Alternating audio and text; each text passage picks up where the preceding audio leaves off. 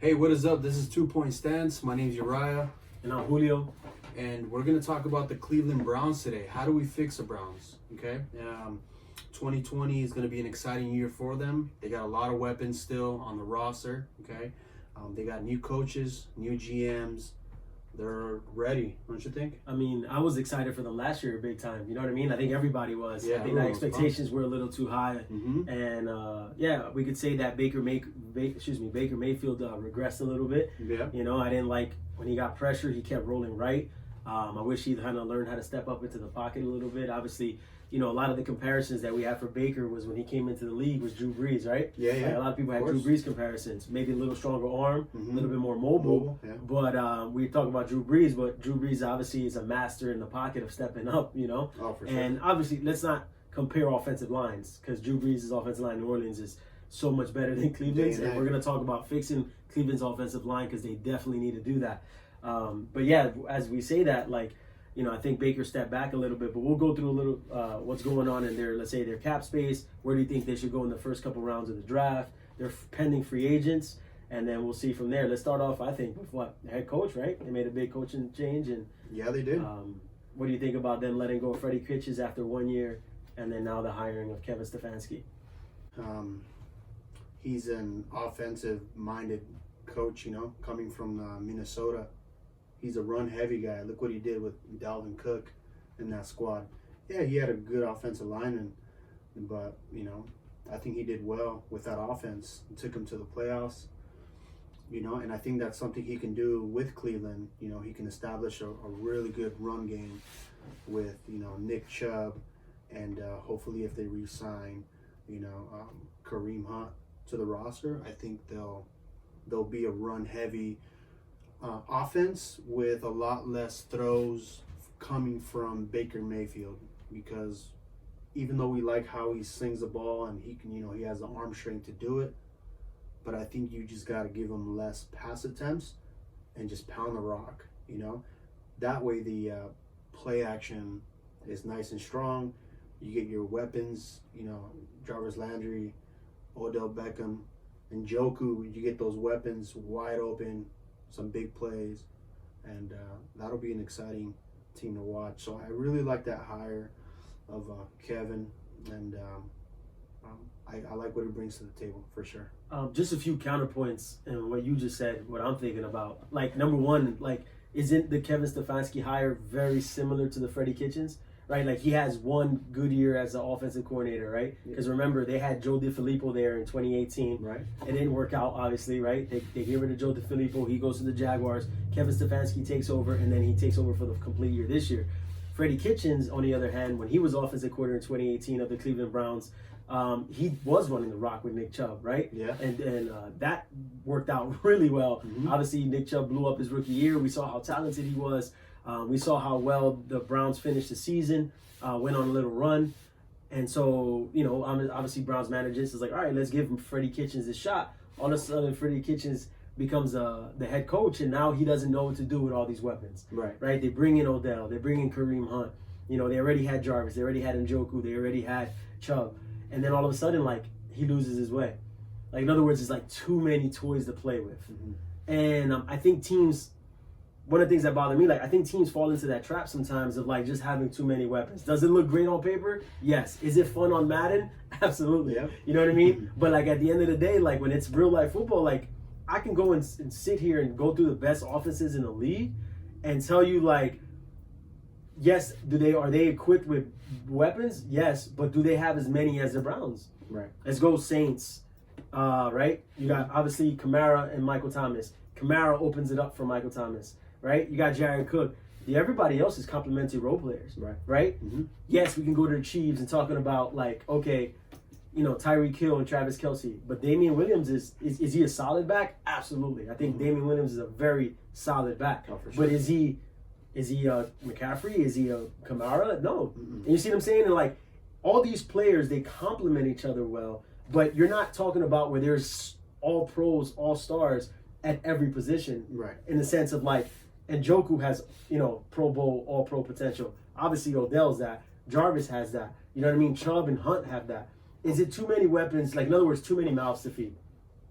And I think Stefanski coming from his inexperience, only 1 year being, well, really a year and a half being offensive coordinator, is he going to fall into the same trap as a, as a Freddie Kitchens? Right. That's what I'm scared of, because like I thought when the Browns got that position open and you see that team, like besides the weather and the actual town of Cleveland and Ohio, like it's a dream destination for a head coach. Right. First of all, it's a legendary place for football, right? Canton, Ohio, birthplace of football. Hall of Fame is there. You know what I mean? All the heritage that Cleveland has when it comes to football.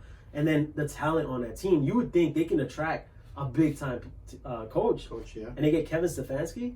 Like, to me, I'm not saying Stefanski can't do it. You know what I mean? But Stefanski, did they do a great job running the ball with Dalvin Cook and Alexander Madison in Minnesota? Absolutely. But what about the drop back pass game?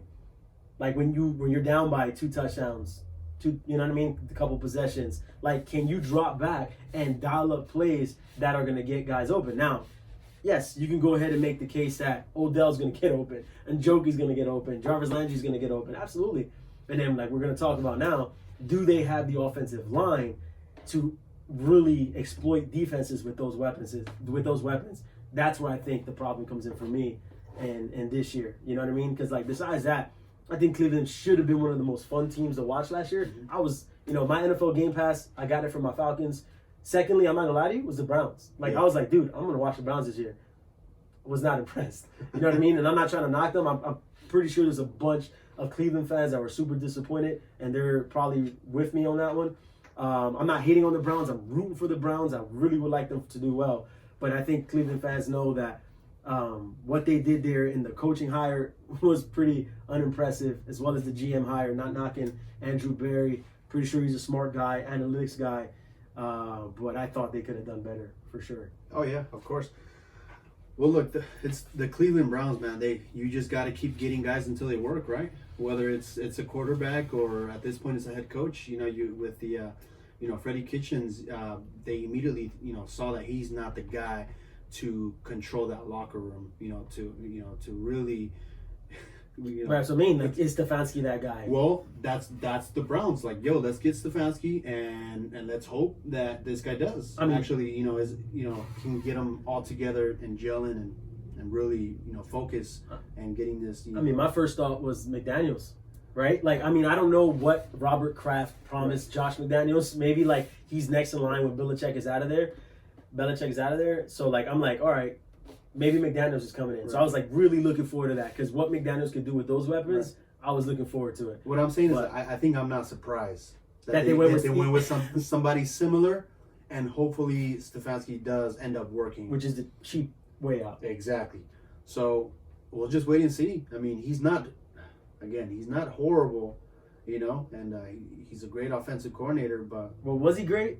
Like, I mean, yeah, I love, don't get me wrong, the zone blocking scheme, I love. Like I said, I'm a Falcons fan. I miss Kyle Shanahan having that with. We had that back in 2004 to 2006 with Alex Gibbs. I loved it. We had the best running game back then. And I think we're going to be surprised. I think 2020 we're going to be surprised with all these coaches, man. There's a lot of questionable coaches out there. But if you're going to pound the rock with Kareem Hunt and Nick Chubb, like, can you think just win? If hopefully they win games, right? Right. Is Odell, Jarvis, and Njoku going to be happy with that? You know what I mean? Are they going to be happy with, okay, we're running the ball 35 times a game. I'm getting the ball maybe 5 targets each. Hey, guess what? Maybe those 5 targets, they all go for 80 yards, 75 yards. You would hope so. You would hope so, because, I mean, if you're pounding the rock like that, you're going to get some beautiful play action, pass. Oh, no question. That's what that offense does. And you'll get, hey, dude, as long as Odell gets his touchdowns, whether it's only 5 receptions, whether it's only 10, but most of those receptions go for big plays, and then they're winning ball games, everyone's happy, or no?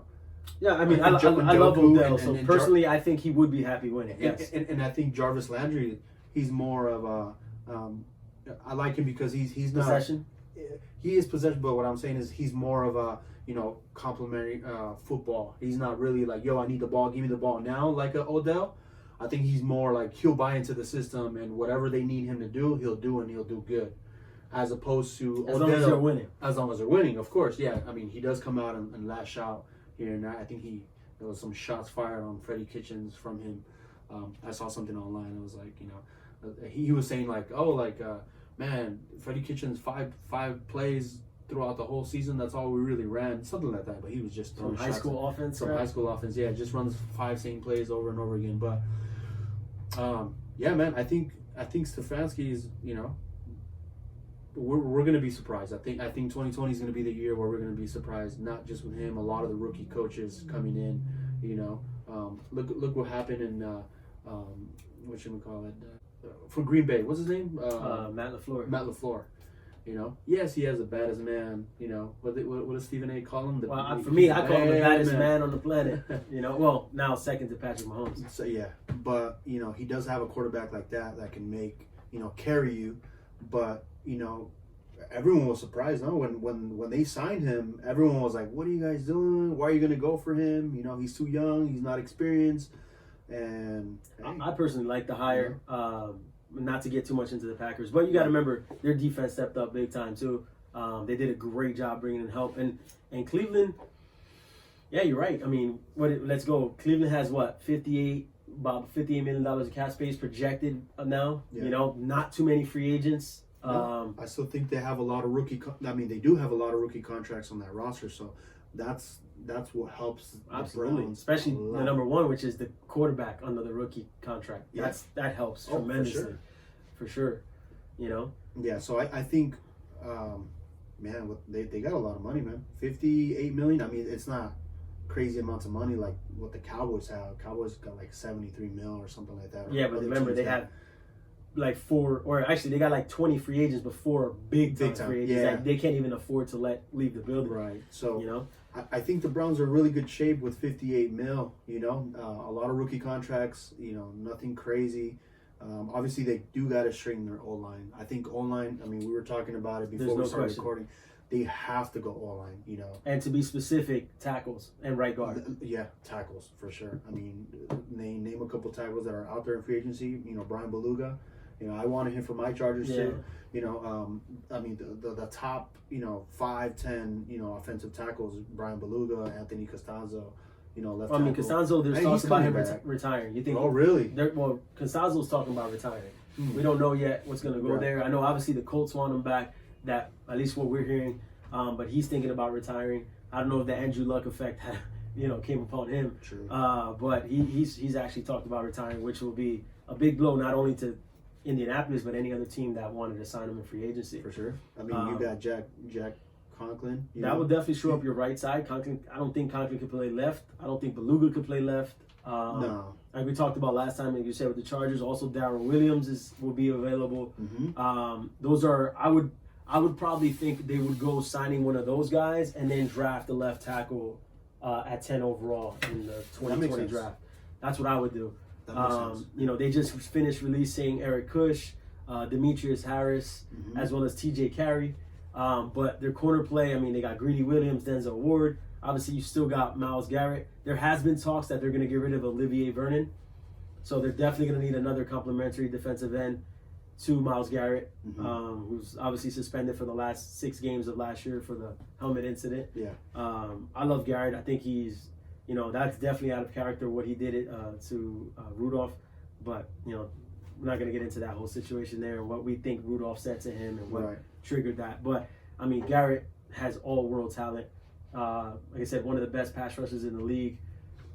Larry Ogunjobi, I would say he's one of the best nose tackles in the league. Mhm. And when I mean nose, I mean shade right off playing between the center and the guard. Right. 3 technique, they got Sheldon Richardson, who still, I think, has talent that he needs to continue to untap. You know what I mean? Like his rookie year with the Jets. But lately, he hasn't really reached it with the Seahawks, Vikings, or the Browns. But, man, that team got serious talent. Obviously, I know a lot of people want to re-sign Joe Schobert. I think he's worthy of it. Oh, yeah. That middle linebacker, he can ball.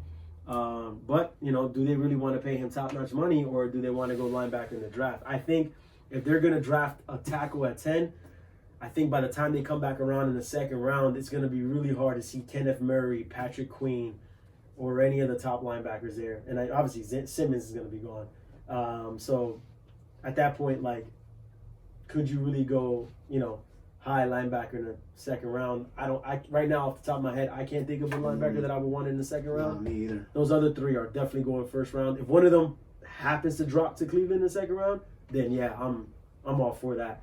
Especially like Kenneth Murray or Patrick Queen. Well, let's take a look at their secondary. Looks like the only strong safety they have. I mean, they got multiple safeties here, but they got Morgan Burnett. How's his play? That strong I safety. mean, he's like a 10-year vet now. You know Yeah. what I mean? I don't think he was anything special. You know, I mean, Sean Davis is a free agent.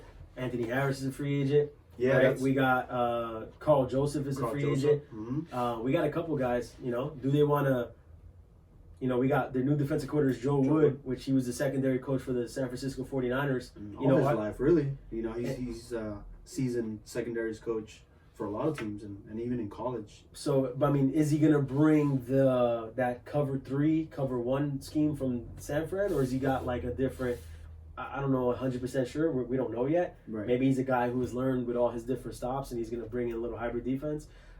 If he's going for that cover 3, then you probably want one of those strong in the box safeties. Anthony You know, Harris.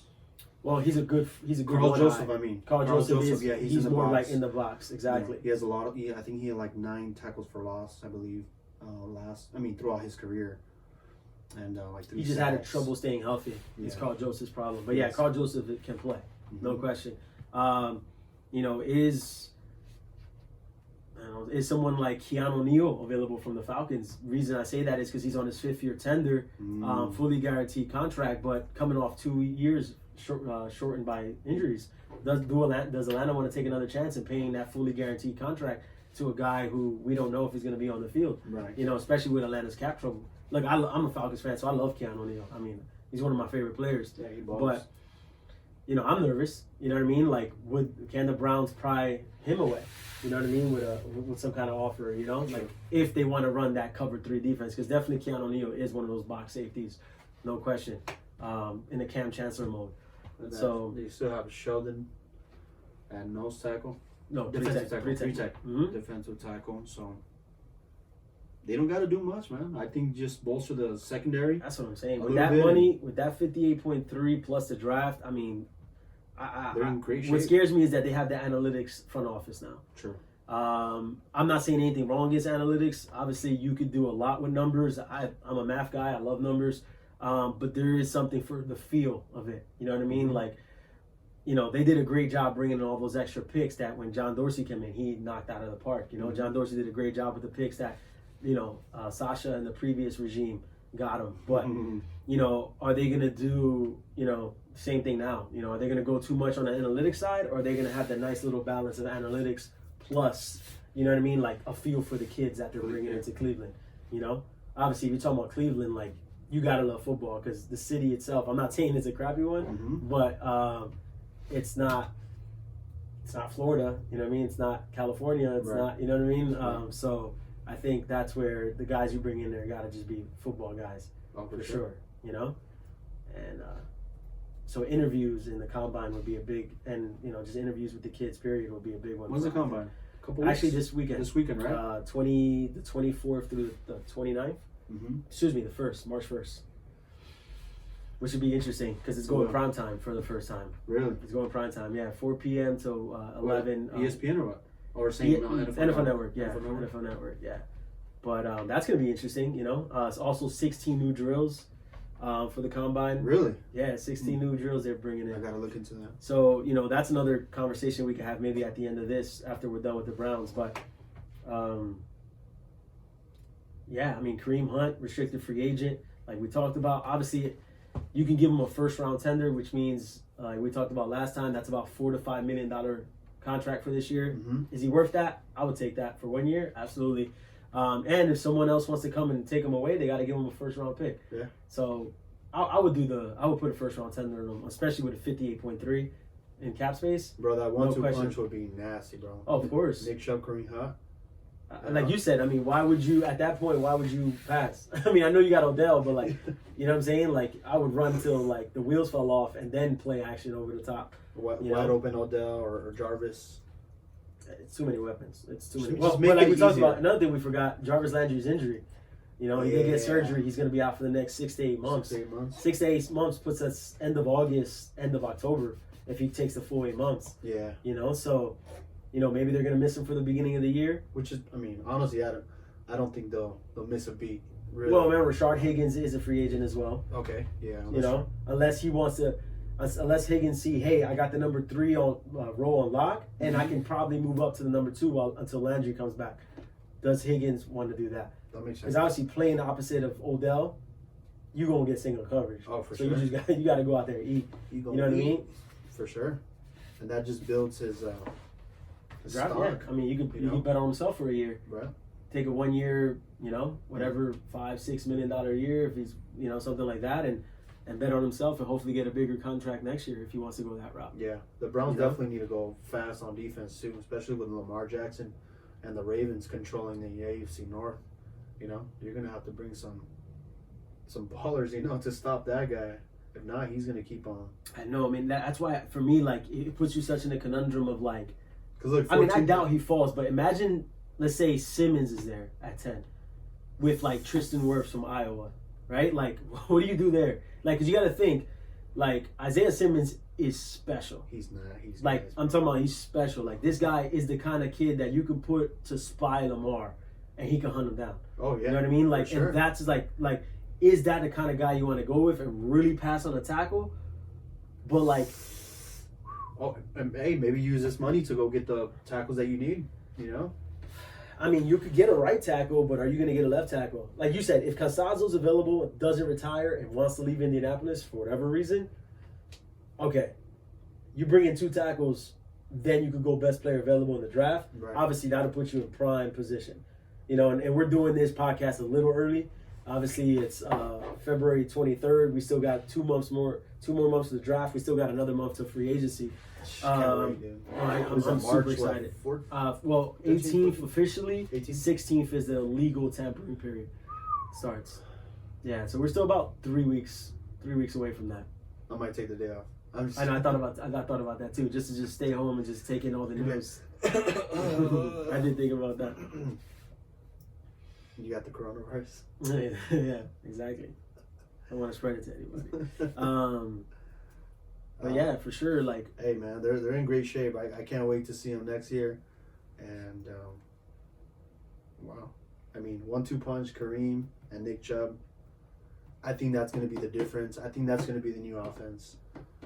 You know, Baker Mayfield, throw the ball a lot less, and if you do throw the ball, you're going to get some wide open targets down the field. You know, but we'll see. my whole question is, like, looking at them in the AFC North, obviously there's so much work to be done from here to August. It's too much work to be done. Mm-hmm. I'm just thinking, like, if they do what we say, right, or not, listen to us, right, Andrew Berry and Kevin Stefanski. We're going to tag but- him. We're going to tag him in this video. Yeah, you know what I mean? But, like, at the end of the day, like, can they unseat the Baltimore Ravens? Or do you think the Ravens are that much better than the Cleveland Browns? Well, What that's do a you whole think? separate video, the Ravens, because I know they got some pieces that, you know, are going to be leaving, key pieces that are going to be leaving, or free agents, unrestricted free agents. But yeah, I mean, I still think another team too. I The just think the Steelers. Browns are still an attacking. Yeah, Or the obviously, yes, because Steelers. I mean, Roethlisberger's Roethlisberger's coming back. I And, know. and that team ain't too far off defensively, you know, offensively, you know. I was thinking about Sean Davis there too. You know, he's a free agent with Pittsburgh. Like, that's a guy, as for safety, like, I would take a chance on. That dude's an athletic freak. You know, with the utmost For respect. sure. You know. So yeah, I know we're talking about the Ravens, but you know they got to get by the Steelers too. You know, so that's a tough division right there. Or the Bengals, man, watch out for the Bengals. Yeah, Joe right. Burrow. I mean, it's possible. We don't know. Hey man, I just think that 2020 we're gonna be surprised. Well, that's what I'm saying. Like, to me, it's just like, I just don't think Baltimore. Look, they had a great year. I respect them. I love Lamar. I told you that he was my favorite quarterback in the 2018 draft. You did. I did tell you that. I think we were watching the draft live, weren't we? No, I was still in New Jersey, Oh, right. but I had told you when we were talking on the phone. So for me, like I said, I think as well built as Baltimore is, and that's the thing, Baltimore with Eric DaCosta, Ozzie Newsome before he left Lamar Jackson there, and DeCosta's been with them for years. They know how to draft. I would say top 5 in the NFL, if not top 3, of just teams that know how to build through the draft. But I just think Baltimore can be had, is what I mean. Like, I don't think they're as powerful in their division as they look this year. They went 14-2, but obviously Steelers didn't have they didn't have Ben Roethlisberger, right? They lost AB, they lost Lev Bell, and then on top of that, they lost Roethlisberger. Cleveland had that down year. You know what I mean? Like we talked about, we had such high expectations for them. They fell through. Cincinnati had Zach Taylor coming in, brand new coach. I think that was Baltimore's time to capitalize, to be honest with you. Unfortunately, they're just living in Patrick Mahomes' world right now. You know what I mean? and fell victim to that. Which actually wasn't even Patrick Mahomes that beat them. It was the Tennessee Titans. That's what shocks me more than anything. If anything, anybody I thought was going to beat the Ravens was going to be the Chiefs. I didn't think the Titans would do it. So I feel bad for the Ravens because, I'm not saying they're not going to be good next year. I just know that these other else is going to get better. Yeah, I really do. I really do see that happening in the AFC North for sure. Yeah, that's going to be a division to watch for sure. It's going to be really exciting. And but I don't know. What do you guys think? Do you guys agree with us? Do you guys, think they should, re-sign Kareem Hunt? What do you guys think they should do at offensive tackle? Let us know in the comments down below. Shoot us a like. Anything we're forgetting, you guys that we forgot to hit on, you guys can remind us for sure. Yeah, hit the subscribe button. We're gonna keep making more videos. Follow us on Instagram, 2 Point Stance, at 2 Point Stance. Now we got a Facebook as well, at 2 Point Stance, and a Twitter at 2point_stance. And we're gonna be shooting some more videos coming up. But stay tuned. And hey, thanks for joining us. And that's how we're fixing the 2020 Browns. But you guys take care. Talk to you guys later. Have a good one. God bless. God bless. Take care.